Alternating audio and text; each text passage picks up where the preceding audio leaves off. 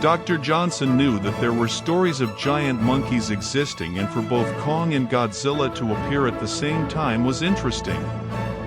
He said that Godzilla's brain was the size of a marble and he was just brute strength. Kong, on the other hand, was a thinking animal with a brain 10 times the size of a normal gorilla's skull. He knew that being instinctive rivals will drive them to destroy each other. Reports said that Godzilla had disappeared, but Dr. Johnson knew that Godzilla went to the depths of the ocean and will be back for Japan soon.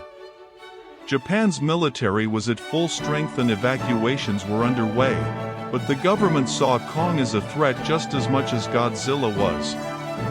They would not want his help if it meant more destruction.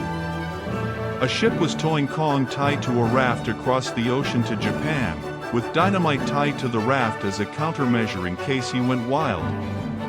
Mr. Takeo came to the ship to see Kong for himself, but a military ship came to stop them from entering Japan's waters by order of the government. King Kong was to be returned to Faroe Island because he was considered a menace to Japan by the government. Mr. Takeo was shocked by this and risked imprisonment if he did not obey the government's orders. Meanwhile, in Japan, Fujita returned home and met Fumiko's friend, Tamai. She thought he died in the plane crash, but he explained to her that he missed his flight and was not in the plane crash. They then learned from a neighbor that Godzilla was seen near Hokkaido and that Fumiko was on a train there. General Shinzo held a meeting with the Emergency Council to discuss their strategy to fight Godzilla and heard the report that Godzilla was nearing Hokkaido.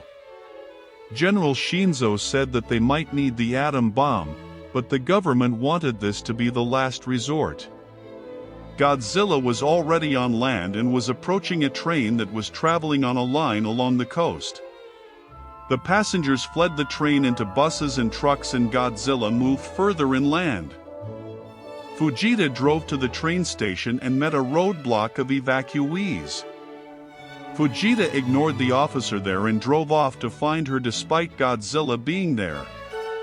Godzilla was destroying the train since he was attracted to it and Fumiko was struggling to navigate through the bushes. Fujita ignored the other warnings and kept driving by, looking for Fumiko. Fumiko tripped into a shallow river and Godzilla was moving towards her.